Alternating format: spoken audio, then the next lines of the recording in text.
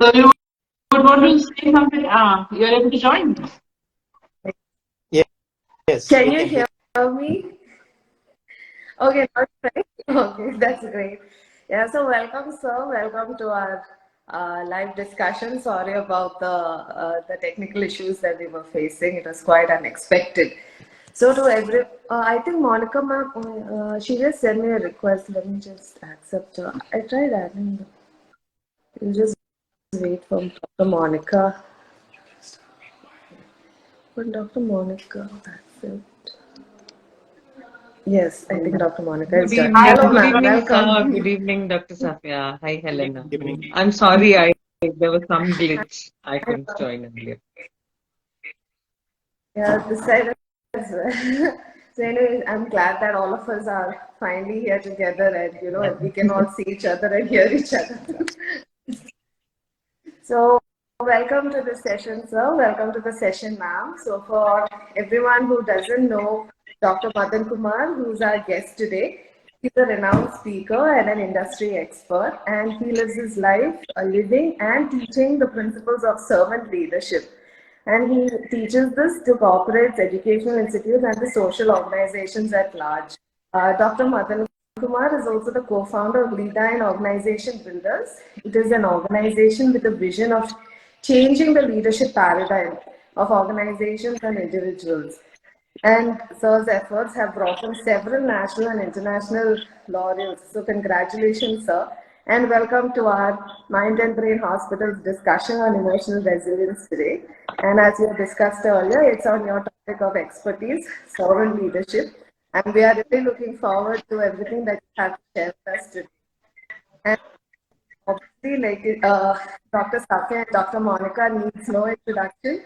Dr. Safiya is a neuropsychiatrist and the founder of Mind and Brain Hospital, and Dr. Monica is a counseling psychologist, and she works at Rara University. So welcome, ma'am. Welcome, sir. Why don't we get this discussion rolling? So, sir, to start off the discussion, why don't you tell us a little about yourself, what your journey has been living and teaching the concept of servant leadership? Thank And what is you, Safia, and servant thank you, leadership? Dr. Monica, for giving me this opportunity.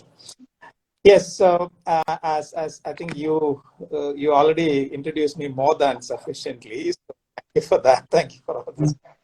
So I don't want to introduce further said, but let me just jump into the question that you asked. How does it feel to? So I discovered, this uh, the term of while I was working for IBM, and I started, uh, delivering leadership development programs for IBM. So I was researching various leadership philosophies, and that's how, I came into this. And of course, my spiritual background also helped me to look at the Bible and take those principles there also, and so put them together and understand what this concept is all about. Now, so what I found is that the world in general, and specifically organizations, need a different leadership paradigm so that we can get the best out of the people who are working in the organization. See, the businesses have got a bad name, bad reputation of calling people as human resources. I've heard this term, human resources, right? So typically, what the term conveys is that, look, you are a resource for me, and I can use you literally to achieve the organizational goal. So I really thought that that's a very funny way of looking at people, right? People are not like money or technology or things like that. It can be used for generating profits or meeting organizational goals, but people are people. People are emotional and things like that, right? And I also came across some infamous sayings by certain people. For example, Henry Ford. All of us love him, founder of Ford Fire and all that stuff.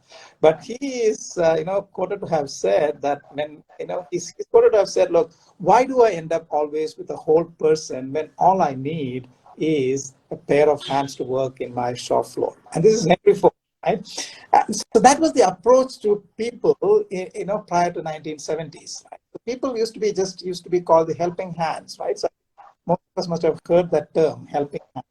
So basically, the message was like, look, if you are an individual, leave your brains, leave your emotions at the gate, and then bring only your skills to the workplace and nothing else, right? And so, so I thought this needs to change, and that's how I came upon this servant leadership. And importantly, what I found is that it's not only applicable for organizations but individuals as well, and that's going to be the focus of today's discussion, because we are not talking about leadership from an organizational perspective, but from an individual's perspective, right? Individual's perspective, and I found that if somebody can embrace this philosophy, they will literally do a lot better for themselves and at the same time add value to others. That's what I call as a life of significance. And the life of significance, I actually differentiate it very much from the life of success.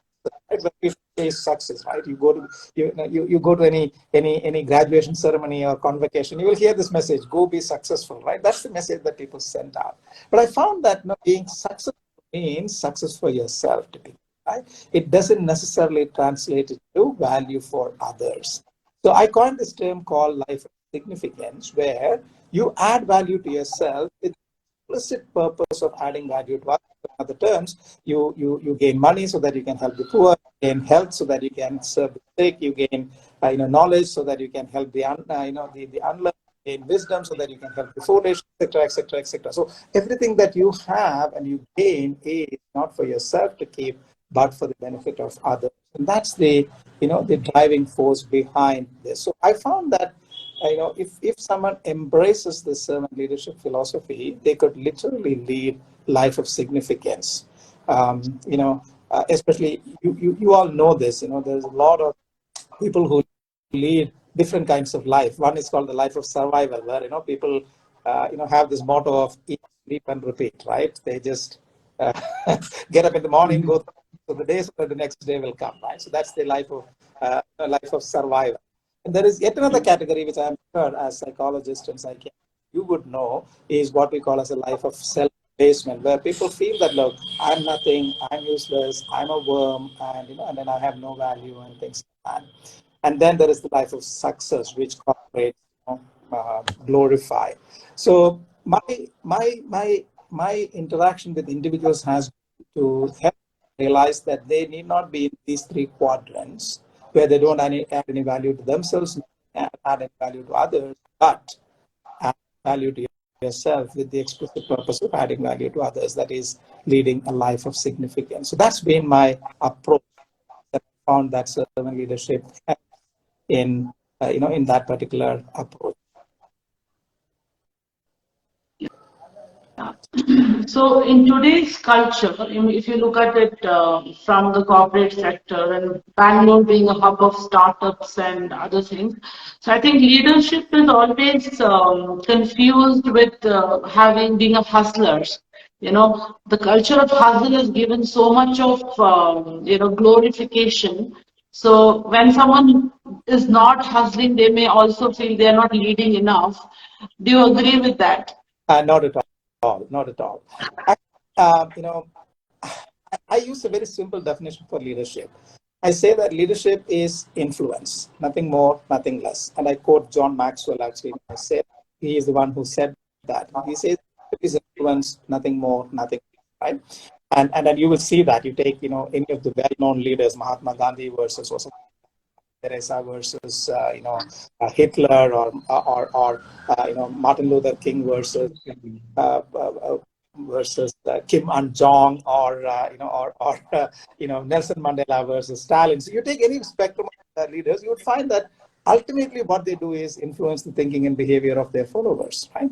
And so extending that to individuals, I believe that leadership is influence. And so by that definition, we don't need a title or a position or a hierarchical, job to be a leader. Every one of us have got an opportunity to be a leader as long as we are willing to influence others and we are, and then we have opportunity. Always we have opportunity to influence others. So that's what really leadership is, and it is about influencing the others so that certain good objectives can be achieved. So in other words, I mean, you can influence others for destroying the world, or you can influence others for doing good to the world, right? So if you are influencing others for the common good of anybody, I mean, so that way a homemaker, a student, an individual contributor in an organization, everybody is a leader because they're influencing somebody. As long as they're influencing somebody for the greater good of others or for the world, family, of their society, or whatever it is, that is what true leadership is, in my view. It's not about hustling, and it's not about meeting the deadlines, and it's not about making a lot of money or driving a BMW, instead of a Toyota or whatever it is, right? So it's really about uh, influencing others for the greater good of society and the world. Sir, since we are talking, we are using this word influence a good deal now. One of the things that comes straight to mind is what young people are doing these days on social media. Absolutely. They are wanting to be influencers, and they are being very, very hugely influenced by things that may or may not be part of their lifestyle or their journey towards their goals. So, when it comes to influence of that sort, how does one learn, personally as well as young people? How are they supposed to figure out to what extent to allow this influence to get into my life? Right. How do Yeah. young people understand that? Where does our role as caregivers, as people who are teaching them something, a little bit of something, Yeah. where is our role in all of this? No, I mean, you play a big role. You play a big role because you're dealing with people, and their issues and their challenges, and things like that. And absolutely, you're right. There is a lot of bad influence that is going on here. So what I would suggest is that if we can guide the people to to be influenced by matters of significance, as I defined earlier, right? So does it add value to me, and does it add value to others? So what I do is I use value as an acronym, right? Value as an acronym, VALUE, where vision, the first V stands for vision, is what's your purpose in life? So help people to generate higher purpose in life, not a purpose, constrained by today's, limitations and or success or whatever it is, but an unconstrained vision of the future of what, right? So help them to understand and get a purpose for themselves in life. So that's the first one, V, vision. The second is the art of appreciation. A stands for appreciation, right? Appreciate ourselves as well as appreciate others. Ken Black, one of my gurus, says that that we are very good as human beings in catching people doing the wrong things, right? It's very easy. Make a mistake, there will be 100 people telling us that I made a mistake. Yeah, yeah. Really consciously, find out what we're doing right? So if we are able to direct people into catching people doing the right things, including themselves, right? I mean, we also just learn to appreciate ourselves and what we do right, rather than focus on what we do wrong. Right? So that is the appreciate part. So the third one is L is love, right? I'm not talking about the Hollywood, Bollywood love, and running around the tree type of love here. I'm talking about, really loving people as doing things for them, caring for them, taking care of them, and of course also self-love, love ourselves, right? We cannot love others unless we love ourselves, right? So love, where we know that is we are valued, and hence we are lovable to others, and that by go to and demonstrate that love to others through. So that's the third part of the value. The fourth part is uplifting, right? Uplifting is about finding out where they are. I always tell the story when talking about uplifting, right? Imagine imagine a young father taking their little daughter to a festival, right? And that place is crowded, right? But there are it's a crowded festival. There are things going on there. There are there are pyrotechnics, there are music, there is shows, and everything going around, and everybody's enjoying. And this father feels a tug at his at his trousers, and he looks down and sees that his daughter is not too happy, right? And he starts wondering why everyone is happy, is enjoying. There is joy all around. Why is she not happy? And so what he does is he bends down to ask her, my dear girl, what is wrong? Why are you not happy? And at that bend down to her level, he sees that what she sees is not what he's seeing. What she sees is all dirty shoes and dirty feet and legs and all that. Not seeing anything that So so true. what So father true. does is immediately lifts her and puts her on her shoulders, and then the girl's face bright because now she's able to see what the father is seeing. Right? That is uplifting. Right? Go down to somebody else's level and see what they are feeling, what they are seeing, and lift them up, if possible, above you, right? So that they are able to see from much better, and they are able to feel better. That's the uplifting part of and we all have opportunity to look. I mean, who is not hurting in this world? I'm sure everybody has a hurt or story in them. So if we can uplift them, if we can identify something, uplift them, that's the fourth part of being significant. The last is, of course, empower. Empowering is also about empowering ourselves, right? Empowering ourselves in the sense that a lot of people get caught in this, what we call it, the permission paradox, right? Unless somebody permits me to do something, I won't do it. So they are constantly seeking approval of people. May I do this? Can I do this? What will happen? And stuff like that, right? So the empowerment piece is about empowering ourselves to take action, go do something, unless and until, of course, it is detrimental to your own health and safety and stuff like that, or it is against the law. Don't wait for permission every time to do something which you feel is right and which is right for the others. And so that's the value acronym that I use for people to be significant. So if to go back to your question, if we are able to guide people to use that value framework and evaluating the influences that come our way, I think does it meet with my vision, my purpose, my life purpose, or my life vision, right? Will it help me to appreciate others better? Will it help me to appreciate myself better? Will it help me to show love to others? Will it help me to uplift others? Will it empower me or others more? So if we ask these 5 questions, the value framework, I think a lot of us will be able to identify, identify the Quality of influence that we are. influencing world and come down to the core and focus on what is right. See, social media, nothing is bad by itself, right? Yes. There, but I think what we need is some framework to look at it so that we can remove the clutter and focus on. Yes. Thank you. That was very, very insightful. I particularly like the acronym that you have created with the word value. Beautiful. Thank you, sir. So, but in the real world, sir, we do see a paradox. Na? I mean, if you look at people who are getting influenced, the role models of today's society, the exactly opposite of whatever you have said, like, uplifting others, empowering others, is what is the leadership about. But then nowadays, if you're able to cheat somebody, if you're able to kind of put down somebody, is seen as successful or is intelligent enough. If you look at some of our ads nowadays, that also is promoted. You are like, trying to make use of somebody else.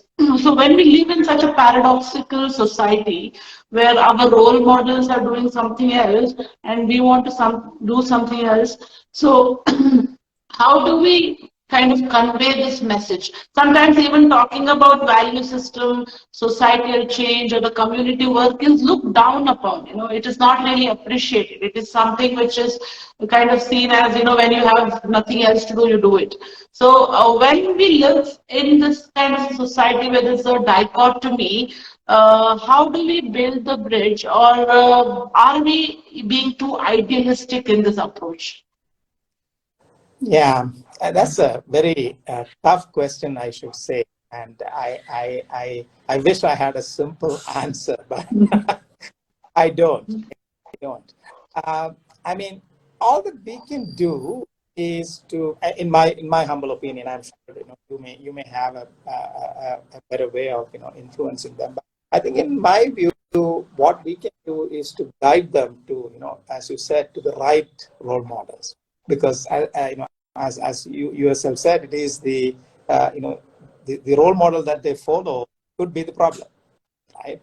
And so, if there is a way we can guide them to the role model, and I can only tell you how I try to do this. I don't claim that I'm always successful, but how I claim to do this is always contrast, the bad examples with the good examples. You know, to basically, just like I pick up Mahatma Gandhi versus Kim and Jong, or so just to highlight what harm could be done if you follow the wrong role models, and what could be the benefit for humankind or others if we follow the right role model, right? And ultimately, I believe it is a choice that they have to make. But all that we can do, in my view, is to help them understand, you know, uh, what is right and wrong, and then through probably examples and case studies and things like that, right? So that's really the ultimately, you know, we live in a free world, and everyone has this free will, and choose what they want, but if they choose the right thing. So if there are any ways that we can influence them to choose the right role models, the right behavior, I think that would be great.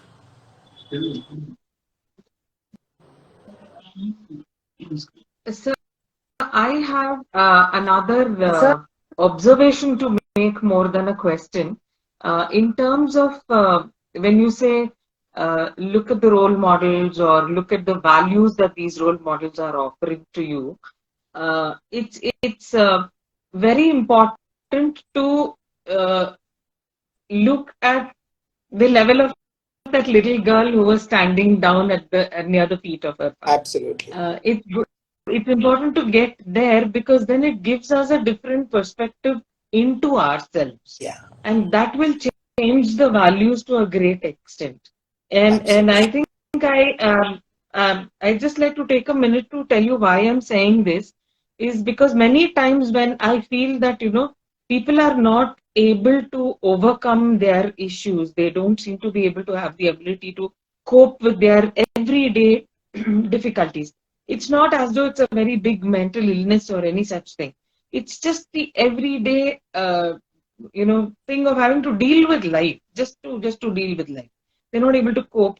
Then it helps them a great deal to look at finding value, their value and worth for themselves in working with somebody else who maybe they're just filling a gap in that person's life. Yeah. A person going and volunteering and teaching some little children some art, or dancing with some children for some time, doing some yoga, whatever. Even if it is not a very significant addition in terms of the content itself, the fact that somebody's life, there was a small change that day for 5 minutes, adds a lot of value to what we are. It adds value to our own lives. And that helps growth in every direction, for me as well as for the person that I have worked. So instead of looking up to people or role models, or it's very hard, as much as we would love to continue to talk about people like Martin Luther King or Nelson Mandela or Mahatma Gandhi. I don't think we can relate to the young people these days with that kind of talk. They don't realize they live in a privileged world. We did too, but at least we were told these stories when we were very young. I don't think there are any more good role models left, as negative as that sounds, and I don't like to sound that way. But nevertheless, I think maybe just telling them to be able to go down to the little girl's level. That's Yeah. probably also works very well. Yeah, I love that point, and I think this is the key aspect, right? We have to go down to their level and see what they are seeing, what they are feeling, what they are hearing, what is their pain, what are their pain points, what do they wish to gain, everything, and that's really literally what we mean by empathy, right? And so what we also do, Yes, yes. help create what we call empathy map, where Hmm. have a tool where which helps people to create an app where to really go down to their level and find out what are they feeling, what are they hearing, what are they feeling, what are they doing, why are they doing it, and so you have to go down to that. And the second aspect is we can never ever solve it by finger pointing or blaming them or telling them that what they're doing is wrong. Absolutely no way. And that's where servant leadership becomes important for practitioners like us too, because servant Hmm. leaders never approach others with the aspect of blaming them or finger pointing them or and try to correct them by reprimand or whatever it is. We use a term called redirect. Okay, if I have to be spiritual, I would say that it is by the method of feet washing. Right, we kneel down to their level and say that, look, I am willing to kneel down and wash your feet. In other words, to be to really put it in the current context, a language which our friends think, yeah, simply ask, look, I'm here to serve you. Right? I'm here to help you. What can I do to help you? Right? And that's the only approach that will work. You are absolutely right. Hmm. If you just throw out names or stories or big names at them, they may or may not relate to them. But Do just not relate to them at all. and find out what they're feeling using empathy, and then tell them that, look, I value you. I will put your interest first. I'm here to serve you.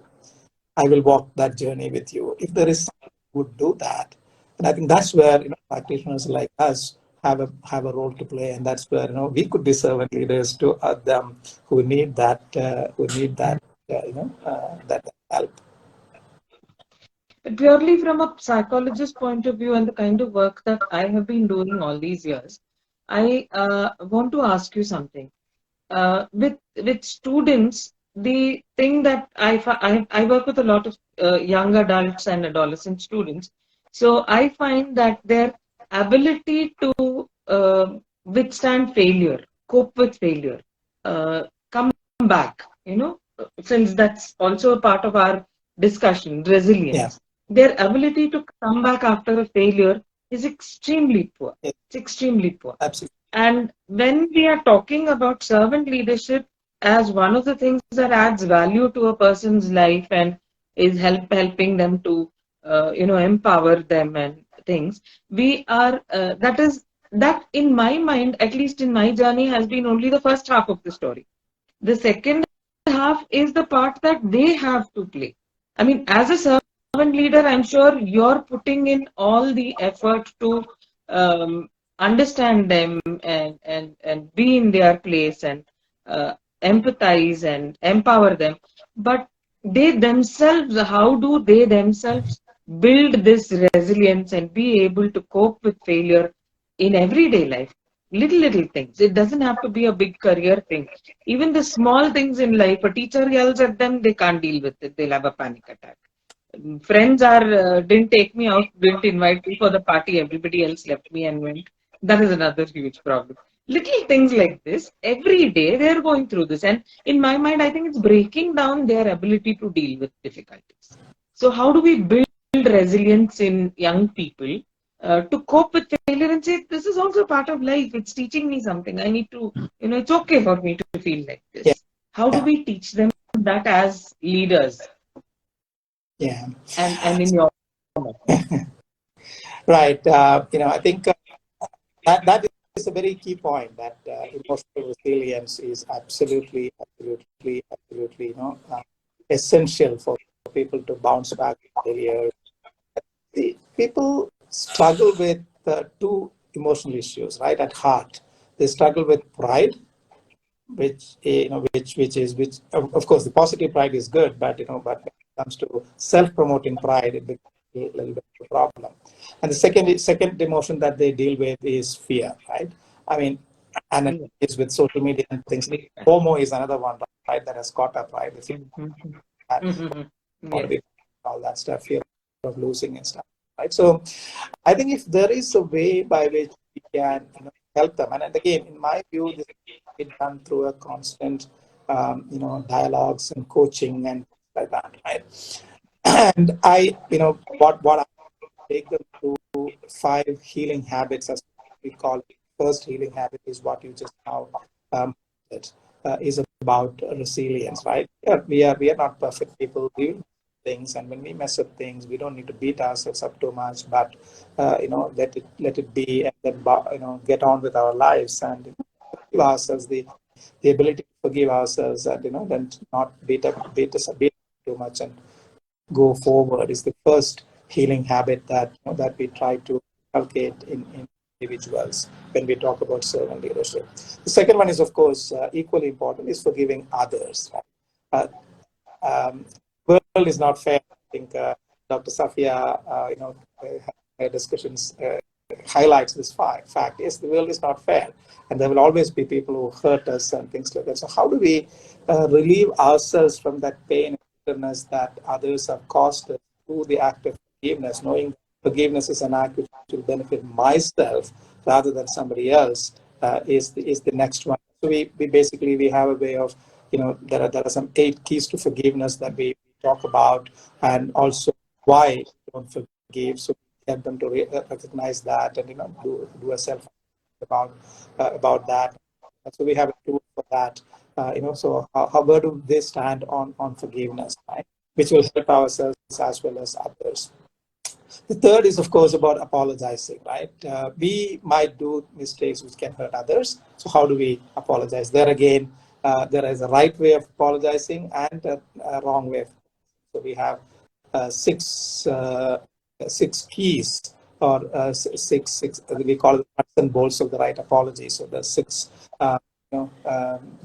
six sort of nuts and bolts that we try and teach them in the programs that we run for servant leadership. So that is the third one. The fourth one is, of course, about pausing and recharging. In today's world, as Dr. Safiya highlighted, it's about hustle. It's about task after task. So how do we help them to practice that this thing? For example, in corporates, we even have certain apps that help them. We in UST where I work, we have an app called Mindspace. Sorry, where it gives you an idea about how do we do that? How do we take a break from the task oriented life that we lead on a minute to minute, second to second basis, and take a break and just recharge yourself, right? So that's the fourth one. And the fifth one is about grace, right? Showing grace to others, where we don't look at whether they deserve or not. So we go beyond the justice level. Justice is when you get what you deserve, but we go beyond that, and we go beyond even mercy. Mercy is when you're spared a punishment that you deserve. That's mercy. And grace goes one level above, where we say that, look, we are not looking whether a person deserves something or not. And even if a person is deserving punishment, instead of punishing that person, see how we can reward that person, how we can invest in that person, and things like that. So these are the 5 healing habits that we help people to imbibe. Again, it's easier said than done, but we at least we have certain practical tools and things like that we have seen that generally people pick it up. It is helpful to them.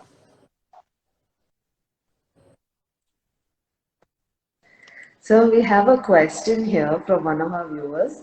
How does servant leadership fit in a capitalistic corporate? See, and what I have found is that you have heard about Fortune 100 company, Fortune list, right? You don't get into Fortune list unless you are doing well financially and you have a great revenue. So what I have done, the Fortune 100 best companies work for, and my research clearly shows that 1/3 of them claim that they follow some sort of servant leadership. So my answer is, it fits beautifully into a capitalistic world, because as Ken Blanchard says, profit is an applause that you get when you take your employees. So you invest in your employees, they go beyond what they can and make you successful. And the case studies that we have of the organizations that follow servant leadership, all doing companies that do financially very well, yet follow a people first and servant leadership philosophy. So I have sufficient number of cases to prove that it does suit a capitalistic world. And I resonate with that question always, very well, because people, when they hear the term servant leadership, they think that's a great concept, but it's like more like an award-winning movie, right? An award-winning movie may bring in awards, but where is the moolah, right? Where's the money? So that's where I go and do the research on successful companies, and my research very clearly shows that actually I did my PhD in servant leadership, and when I did my PhD itself, I empirically established that when leaders follow servant leadership, it impacts the employee productivity by almost 18%. Right? So about 20% improvement in the employee's productivity. It happens through various means, but ultimately it enhances the employee productivity by almost 20%. So there is empirical proof as well as there is practical case study proof to show that it makes sense even for profit-making organizations.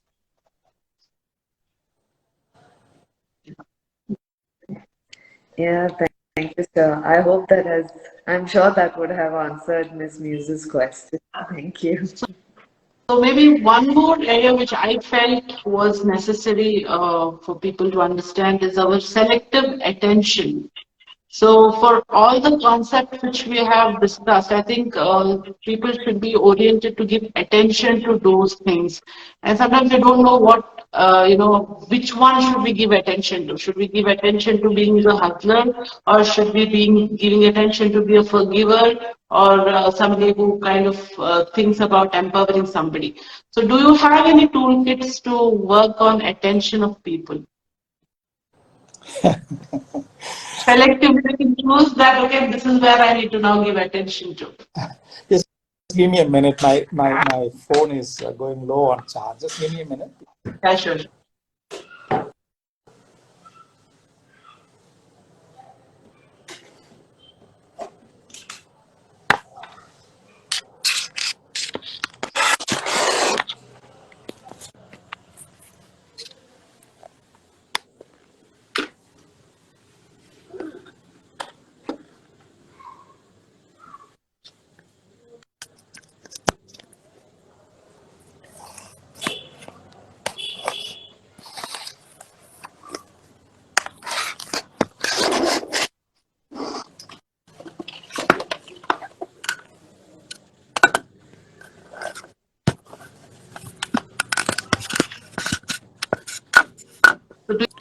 Do you want to talk about this? No. No, it's okay. Yeah, I guess it is. Yeah, I'm good. Yeah, so I really don't have any special toolkit for that, but typically what I follow, the principle that I follow is that that everyone needs to have what we call as a within, right? The answer of what is in it for me, right? What's in it for me? And my experience and my the amount of research I have done into adult learning and things like that shows that if we are able to create what is in it for me with them, that is within for them, the chances that we will get our attention are much higher. So I think that is where our starting point will be, right? Create what is in it for me. I mean, basically help them to understand what are they likely to gain from following this, or from listening to me for 5 minutes or whatever it is. What are they going to gain? What is in it for them? So if you're able to create that, I think we would have made a good beginning. But just by creating that is not sufficient. We also have to make it obviously interesting for them, right? And that's where we obviously have to use the various methodology of visual, hearing, feeling, all those those adult learning principles. We got to use analogies and stories and humor, whatever else it is that we can catch their attention. And then nowadays the attention span is, earlier it used to be, when I started, it used to be about 20 minutes. Now I think it is about 2 minutes, right? So nobody listens to you after 2 minutes. So I think we got to give information from a different perspective at different times and things like that. So I think there are various things we keep trying, and I think we continue to from a point of view of message giver, I think in our responsibility to make sure that we create the what's in it for me and use the appropriate means and mediums to reach them, so that they remain at least reasonably engaged with us. That makes so much sense when you say what's there in it for me. So another way of looking at it is what is not there in it for me. Nowadays people try so many things and they are in this gratifying mode. So I think what is there and what is not there, probably I'm seeking a wrong thing by chasing something which is not there for me, is also something which probably people have to learn and then invest their time and attention on thing what is there for them. So that is a very important toolkit which I'm going to use in my life also and in others. It's thank you for that.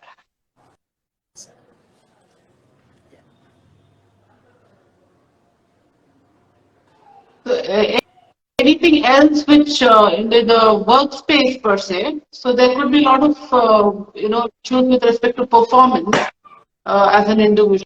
Is there anything which you would want to talk about as an individual, what they could do to improve the performance so that they can, performance also is one aspect of leadership, so how to improve that? And if somebody is having low self-esteem or they don't know how to deal with themselves, is there anything which they could do? Yeah, I would. I go back to the value framework and start with the V, right? So what I do is to help them to set their own goals instead of handing down goals to them. Even in my organization, actually, we don't hand down goals to them. We help them set their own goals, and of course also allow them to frequently review their goals. So we follow what we call as a FAST goal setting methodology. FAST standing for frequently reviewed, ambitious, right, specific, and transparent. Make the goals public. Make it known to others. And things. So we follow what we call as a FAST framework: frequently reviewed, ambitious, specific, and transparent. It's very different from the SMART goals, by the way.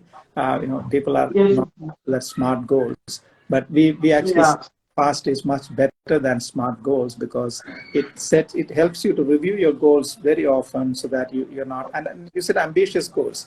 And we don't measure performance merely by whether you have achieved that goal or not, but by various parameters of how much efforts you have put in there and what value you have added and things like that, right? And then your rewards and recognition system also has to change. It shouldn't be generally only listed with the percentage of goal that you have achieved, right? If you know that, look, I'm going to get rewarded by the percentage of goals that I have achieved, people will set low goals and try to overachieve them so that you can claim 110%, this thing and stuff like that. So that's where the ambitious goals comes into picture. So, but again, you got to change your rewards and recognition mechanism also along with that. So let people set their own goals and give them the framework, but have that continuous dialogue. That's very important, because if you just let them set goals by themselves and just move on, nothing will happen. But you have that continuous dialogue, and in that continuous dialogue, we again use what we call as a 3W framework, right? So we ask, look, what happened? So what? What are the consequences of what happened? And now what? What can we do going forward, right? So what, so what, now what? So that's the 3W framework that we use in our continuous dialogue. So the answer to me would be use the FAST framework for goal setting, and then have that continuous dialogue using the 3W framework.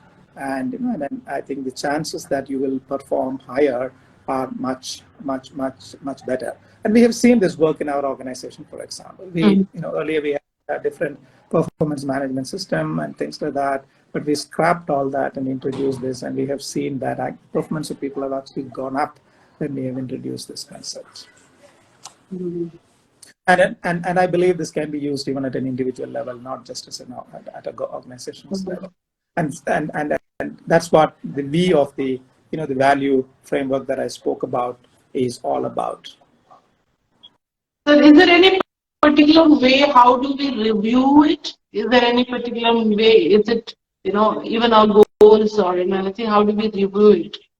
Yeah, as I said, it is primarily through the dialogues, right? So we look at, of course, we can use metrics, we can use measurements where it is applicable, there which can be, specifically measured and things like that. And that's where the specific nature of the goal come in. In the FAST framework, also the goals need to be specific, right? I mean, for example, saying that okay, I will do better is a motherhood statement, right? Or I will meet more often is a statement of good intent. But saying that no, I will meet everybody once in 15 days for 15 minutes, starting from so and so date, is a specific statement. So I think we got to help them through that dialogue to be specific, and then ask, okay, look, where have we reached? What is preventing us from going further? And that is the 3W framework, right? What has happened, or where are we, and so what are the consequences of meeting or not meeting, and so what can we do next to move forward? And if that so what means that we go to reset our goals, yes, so be it. So we will reset our goals and move forward. And if that so what means that yes, we got to give some training, or we got to take a break, or whatever it is, that also is possible. So through that continuous dialogue that happens between the organizational leader and the member, this can very well be implemented. So when an organization sets up an ambitious goal, on how ambitious can one be? So is it based on their what is it based on? Yeah. So we use two concepts. One is one is called conceptualization, which is a dreaming big, right? Unconstrained dreaming, right? We call it the moonshot goals, right? Aim for the moon, right? Type of, and we balance it with what we call as a foresight, right? So the conceptualization and foresight are combined together. Foresight is about having our past experiences, our current realities, and the possible future consequences in mind. So a good balance between them is what will help people to make sure that the ambitious goals that we are talking about is not just hot air, right? I mean, we don't just need hot air, but we need something that is based on, but also balance it with current realities and future consequences of our actions, things like that. So that's literally how we do it. But there's no hard and fast, frame for that. I think people learn it through a bit of a experimentation and risk taking and failures even, right? Let them fail a couple of times, and I'm sure once they fail a couple of times, they will realize. So so I think one of the things that we need to do if we have to really implement this is allow a culture of tolerance for failure and tolerance for ambiguity, right? There will be some amount of ambiguity, there will be some amount of failure. So use failures as learning opportunities rather than failures as opportunity to fire somebody and stuff like that at the first instance of failure and things like that. So as an organization, we also need to improve our tolerance for failure and tolerance for ambiguity if we have to really, bring in this as a culture. So how much of work have you done with organizations that are not largely capitalistic, in the sense profit in monetary terms, or in terms of the Forbes 500 list or Fortune 500 list, when that is not the thing, but for example NGOs, or for example schools, where the it's difficult to measure the profit, but you do know that if you run it like a business, the profit is the kind of the students, the quality of education you're providing, or the quality of students that are coming out of your school. That would be the profit for the organization. Now, when you're looking at an organization like that, how do you do away with that very clearly demarcated hierarchy which nobody likes to break. There is a top rung, then there's a middle rung, there's a lower rung, and then there's a whole bunch of people who are just surviving in that system. And they're a very large majority, which means that as an organization, people are not growing. And that also is probably for me personally as a counselor, that's not my primary concern. My students probably are looking at this whole bunch of people who are just making do, who are just coming, doing a 9 to 5 job and going away. And these are the role models that we are presenting to them. Yeah. I am sitting there doing some work that probably nobody understands and no one realizes the value of it. Or maybe I'm just surviving in that system because I need the job. Then what kind of leadership is that, and what kind of role models are these leaders or adults, caregivers? What kind of role models are they? How do you break that? How do you teach the people that leadership is a great deal more than just maintaining my position, my chair, my designation, that kind of thing? Yeah, again, I wish I had a simple answer for that, because if I had a simple answer, the world would have been changed by now. But you're absolutely right. That is the most difficult, aspect that that is difficult to give up. And I mean, we talk about I'm actually interested to know how many government organizations you've worked with, because that is where I think you'll find the most difficult people to work with. I haven't had a chance to work in any government organization yet. I worked with some universities, but not with government organization. I mean, private universities actually, not deemed universities. For this question, what I feel, it's very culturally ingrained also. So in India, if you see, getting a government job in North India and all is like, the salvation of life. It kind of gives you the safety and security. So the only job is taken as some means of finance and security and your license to get married and stuff like that. Correct. So, the cultural engagement and the entrepreneurship or self-leadership or growth, vision, contribution, culturally is not motivated. तुमको क्या करना है? Why the hell are you bothered about somebody else? You would see your marks. That is the kind of messages which is being given right from the childhood. So you bother about your own marks and your own salary. Not the risk-taking ability is totally seen as, at least few years back, somebody would take a risk of building an organization, they would be literally told that they're mad, they're insane. So I think as a culture, as a vocabulary, language, we are not used to this. We are very comfortable being secure and in comfort zone, and anything going out of comfort zone is not encouraged.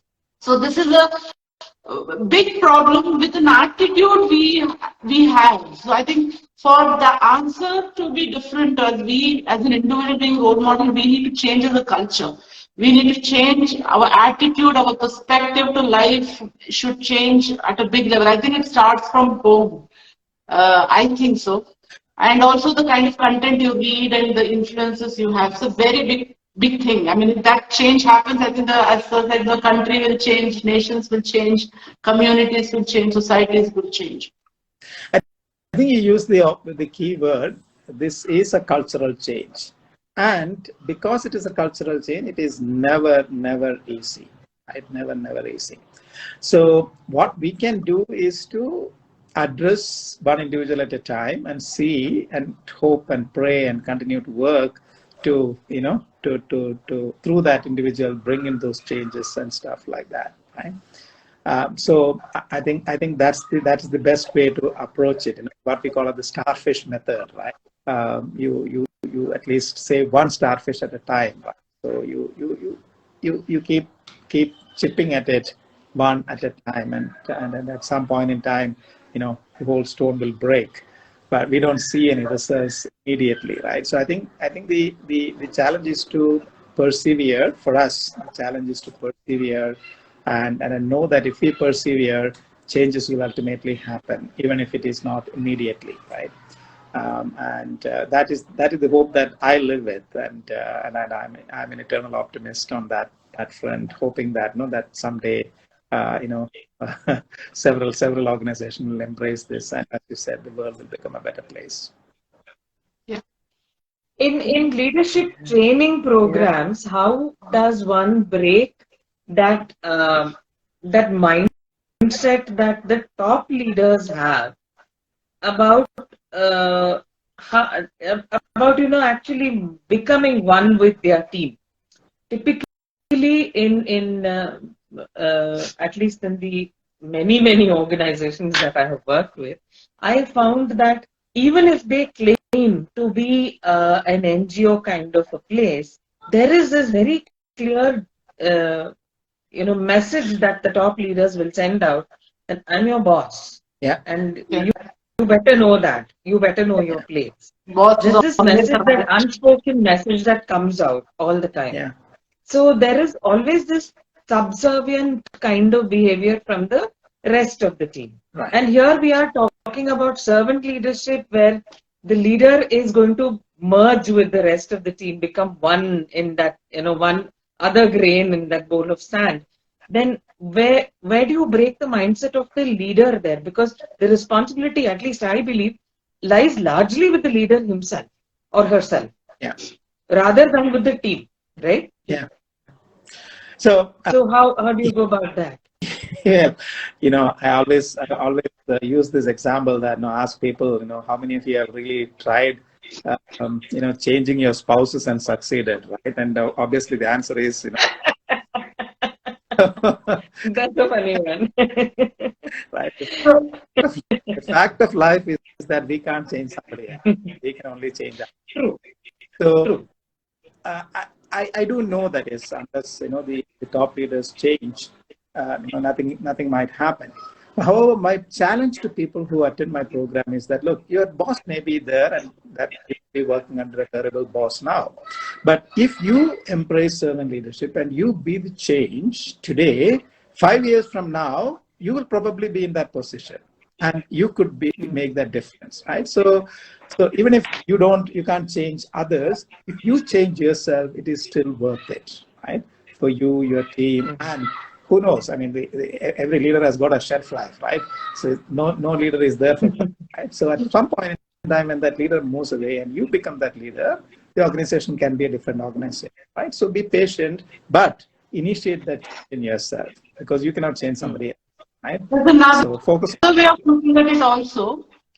See, as even though we may be running a very smaller organization, but there's a demarcation between they and us.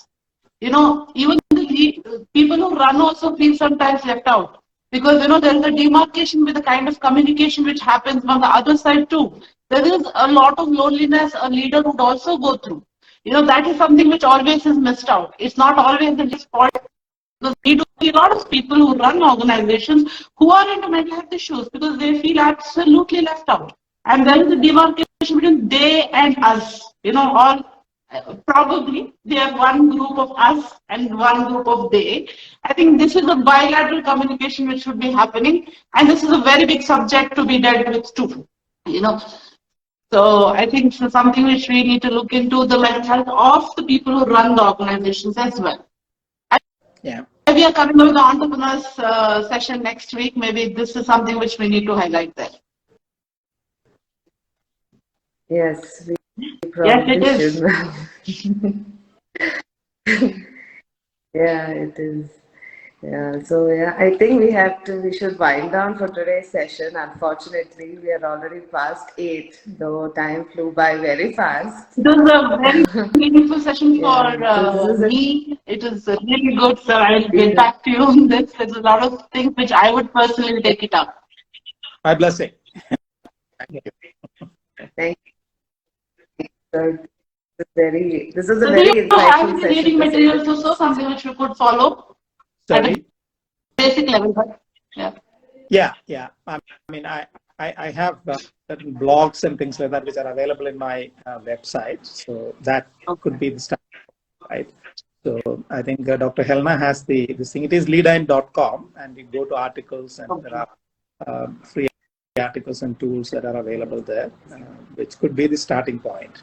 And from there, we could go on. I, of course, have written a book, but that is meant more for a spiritual audience. So, for a corporate secular audience, hopefully I'll come out with a book soon. But till the time I come out with the book, I think the website would be the place to go to. Sure. Helena, maybe you could share the website right here. The link, Yeah, so why don't that put it chat our audience can. Oh, yes, actually. Just give me 1 minute. I will share it.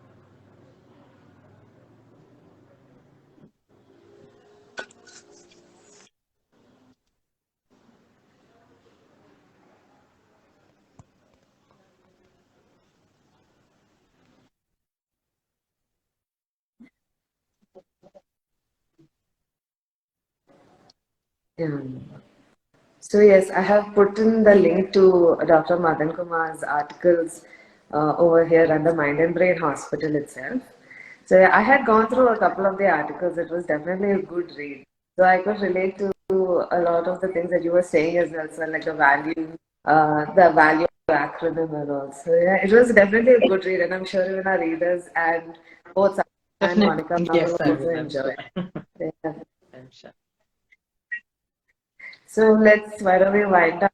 Okay, thank you once again, sir. Thank you so much for your time, sir. Thank you so much. My pleasure. Thank you, sir. Thank Bye-bye. you. I really enjoyed this session today. Thank you Yeah, very there's much. more of a self-awareness for us also.